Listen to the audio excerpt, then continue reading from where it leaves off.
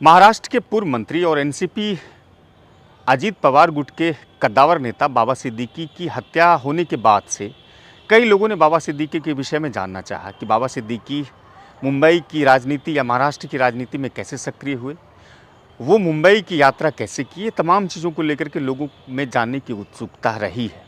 दरअसल इसी पहलू पर आज एक वीडियो मैं आपके सामने ला रहा हूँ। स्वीकार कीजिए। नमस्कार, मेरा नाम इकरामुल हक है और आप हमारे YouTube, Facebook, Instagram और Twitter के सिटी टाइम्स के चैनल को देख रहे हैं। इस वीडियो को अगर आप पसंद करेंगे तो अधिक से अधिक इस वीडियो को साझा कीजिएगा और साथ ही साथ हमारे चैनल को फॉलो, लाइक और सब्सक्राइब करना मत भूलिएगा।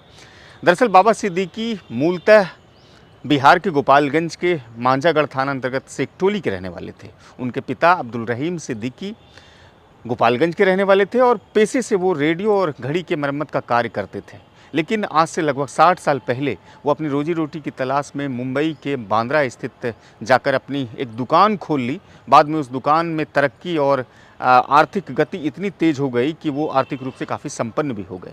फिर बाबा सिद्दीकी का जन्म 1958 को हुआ था मुंबई में ही।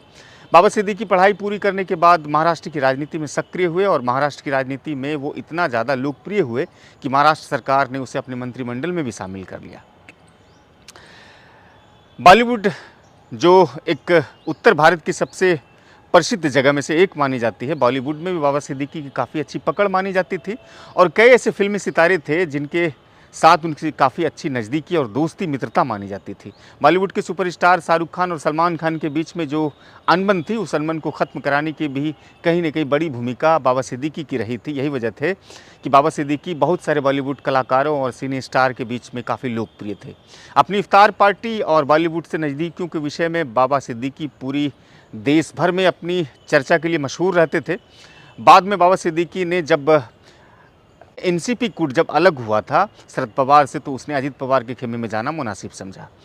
राजनीतिक रूप से और सामाजिक रूप से काफ़ी चर्चा और सुर्खी बटोरने वाले बाबा सिद्दीकी का एक ट्रस्ट भी अपने पिता के नाम से चलता था, अब्दुल रहीम सिद्दीकी के नाम से, जिसमें प्रतियोगी परीक्षा की तैयारी करने वाले लोगों को सहयोग करते थे, विद्यार्थियों को, और साथ ही साथ जो कौशल विकास का प्रशिक्षण लेते थे उसे भी सहयोग करते थे। अपने पिता के नाम से जो उसने ट्रस्ट खोला था, लगभग 40 ऐसे उन्होंने शैक्षिक संस्थान की शुरुआत की थी, स्थापना की थी, जो कि अपने कंधे पर आर्थिक रूप से सहयोग दे करके उस संस्थानों को खींचते रहे थे।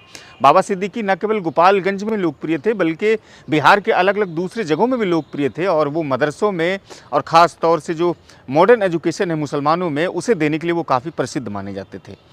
मूलतः सेकटोली के रहने वाले गोपालगंज जिला स्थित बाबा सिद्दीकी की राजनीतिक रूप से काफ़ी चर्चा तो रहती ही थी, लेकिन उनकी चर्चा दूसरे मामलों में भी रहती थी।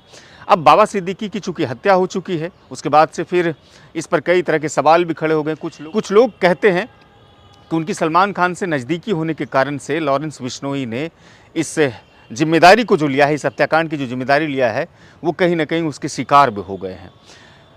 जो मुंबई क्राइम ब्रांच है जो अपनी तफ्तीश कर रही है, जिसमें बलजीत सिंह और शोभन सोनकर और प्रवीण सोनकर और साथ ही साथ जो दूसरे हैं राजधर्म कश्यप, इन सब जो लोगों की चर्चा हो रही है कि इस हत्याकांड के पीछे उसकी तार जुड़ी हुई है, साजिश जुड़ी हुई है, जिसमें कई लोगों की गिरफ्तारी भी क्राइम ब्रांच ने की है। दरअसल ये बातें भी कही जा रही है कि शायद बिश्नोई गिरोह ही इस घटना को अंजाम दिया हो। हालांकि सोशल मीडिया पर इस तरह की बातें पूरी तरह से वायरल भी हुई थी कि बिश्नोई गैंग ने ही इसकी जिम्मेदारी ली है, लेकिन इस मामले में अभी कोई पूरी तरह से ये कहा जा सकता है कि पुख्ता खुलासा नहीं हुआ है। हालांकि शुरुआती दौर के रुझान से ये बातें पता चलती है, जो क्राइम ब्रांच ने अब तक इन्वेस्टिगेशन किया है, कि ऐसा लगता है कि बिश्नोई गिरोह से ही इसका ताल्लुक है। लिहाजा बाबा सिद्दीकी इस समय पूरी तरह से चर्चा में है और कुछ लोग ये भी कहते हैं कि जो भारतीय राजनीति में मुस्लिम लीडरशिप को ख़त्म करने की बात कहते हैं, इस तरह की चर्चा भी सोशल मीडिया पर चल रही है। असदुद्दीन ओवैसी जो एक ऐसे चेहरे हैं अल्पसंख्यक कम्युनिटी के, जो खुद नेतृत्व या उसका प्रतिनिधित्व करने का एक कहते हैं कि बड़ा चेहरा है, वो भी कहते रहे हैं कि जिस तरह से एक कॉन्स्टिट्यूशन किलिंग होती है मुस्लिम लीडरशिप की, उससे कहीं ना कहीं देश में एक अराजकता का माहौल है, खासतौर से एक विशेष वर्ग जो अल्पसंख्यक समुदाय है वो डरा हुआ है।